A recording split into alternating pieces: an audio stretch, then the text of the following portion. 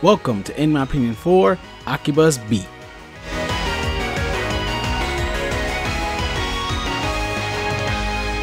Let's get this out the way. Akiba's Beat has no connection to Akiba's Trip. You don't need to play Trip to understand Beat. Each is its own thing. Now that that's done, let's get into the story. In Akiba's Beat, you play as Asahi, a teen living the neat life of anime, games, and sleeping in. This causes him to constantly meet up with his best bud, Late. To read the early copy of the latest weekly chop he got for me too. I gotta get over to Junk Street like yesterday. On one of these late days, Asahi notices some weird structure forming around the building. He then runs into a girl named Saki who, after some events, explained that what you saw and went into is called a delusionscape. These are worlds made by people's delusions, their hopes and dreams, which are starting to take over Akiba. Asahi also comes to notice that the day does not change after hitting midnight. It's up to Asahi and some more colorful characters he runs into to put a stop to these delusions and find out the connection it has with the endless time loop. The story itself is interesting enough to keep you playing, with some twists and turns. There were some things that had me a little confused, but all in all, I was invested in what was going on. When I saw the trailers to this game, I thought they were going to try to be super serious, but thankfully that's not the case. Yeah, it does have some serious moments, though it doesn't forget to have a sense of humor, giving it levity. You're just, exactly my type. Maybe if we hit it off, we could go grab a bite sometime, or something. What? The characters themselves are fun to be around and do get some good development, so they don't feel like stiff cardboard cutouts that put you to sleep. You actually want to see more of them, which is a big plus since this game has a lot of talking. I am not exaggerating when I say that. I mean buckling for oceans of dialogue at a time. If that type of stuff doesn't bother you, then you should be good. Bunny ears, that wasn't you? My stomach's not nearly that loud. I feel like this has happened once before, actually. Yep, it did. That stomach noise just now was me. Akiba's Beat falls into the action JRPG rank. Think of something like the Tales of series. You have full control of your character and can pull off basic attacks, blocking, jumping, as well as some skills you earn as you level up and become stronger. At some point in the game, you will have 7 characters to make a 4-man team. Of course, you got ranged, up close, casters, and such, so pick accordingly. Each enemy you run into has elemental weaknesses, so you should take that into account as well. Also, switching between characters and enemies is easy, so that part flows pretty well. However, unlike the Tales of series, the combat here is not as buttery smooth. You can feel the clunkiness as you swipe your weapon. It's a sort of delay that can disconnect you from battle. Though as you get better equipment that raises your action points, which determines how many times you can attack in a row, and unlock skills, it makes it a bit better. One thing I do hate is that the XP is not shared for those not in the party. This is a pet peeve of mine, especially when the game has moments forcing you to use a certain character in certain boss fights. What puts the beat in Akiba's Beat is the little thing in the left hand corner known as the Imagine gauge. As you build it up by attacking your foes, you can trigger Imagine mode, which activates music. During this time, there's no limit on your action points and you get some buffs like attack and defense, letting you wail on the enemies more. You must fill up the little sections first before you can activate the longest and most powerful version of Imagine mode, known as Imagine Field. Here you get to hear the full-blown song and your buffs last much longer. As you play through the story, the meter becomes larger, allowing for a longer beatdown. You also start to collect more tunes the more you progress through the story, and each song has its own length and stats. It's also a positive that these tracks are pretty catchy. Another nice little tidbit is the area and characters get a little aesthetic change when Imagine Field is activated. When you finally reach a certain level, your character unlocks an EX skill. This is a super powerful skill that is not only cool to look at, but deals out a lot of damage. This can be done in Imagine mode and Imagine Field. Some may feel this starts to make you a bit too overpowered, but that doesn't bother me, as I want to feel that way as I level up.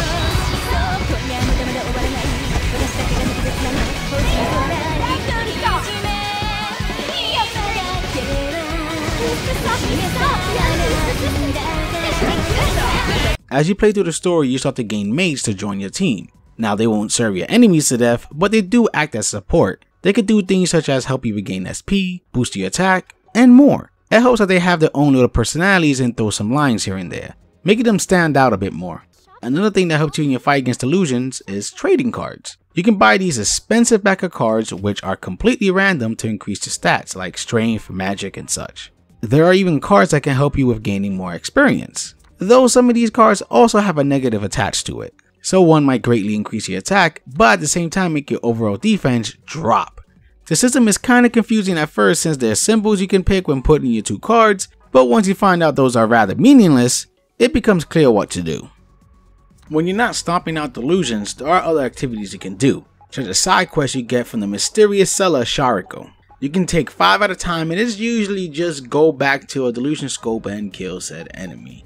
The quests being so straightforward with nothing interesting about them can make it feel rather boring. However, these quests reward you with a good amount of items to sell to help you pick up heaps of equipment from the shops to make you stronger. Then there are the sub-events. These are little events for the many characters of Akiba's Beat, from your core team to others like the mini maids you get. These were pretty enjoyable since you get to know the cast much more, making you take more of an interest to them. They were from little comedic adventures to learn you a bit more of the character's personal life and feelings, though the missions themselves are just a lot of walking and talking. Luckily they have a teleport system in the game, making traveling a non-issue. You also get a reward after each event, which is mainly just equipment you get for free instead of paying for it. Each of these events pop up only during certain hours of the day. But don't worry, if you miss any you can always do the ones you miss on the final chapter, as it lets you change the time of the day freely. Doing all these sub-events will get you the true ending. Thankfully the game keeps all these side quests and sub-events in a nice and neat chart, which you can always check back to if you need some sort of reminder. Lastly, there's the Might Club you unlock later. These are basically gauntlet fights you can do as a team and solo for each character. Each level has a different difficulty and awards to nab. This is a nice little addition to replay value and gives you a bit of a challenge. It's also a good place to grind if you're looking to up your levels for your weaker characters. I kinda wish the rewards were a bit more interesting instead of some item and money, like a brand new costume. The closest you get to that is the one costume you unlock with just a boring flat color, same as the NPCs.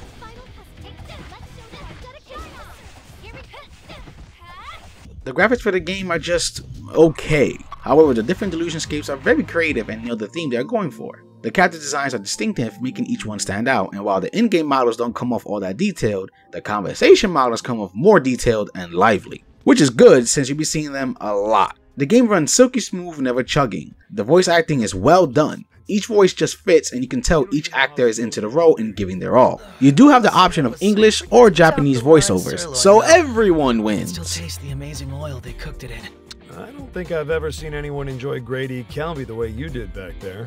What? Seriously? Did you pull a switcheroo on me?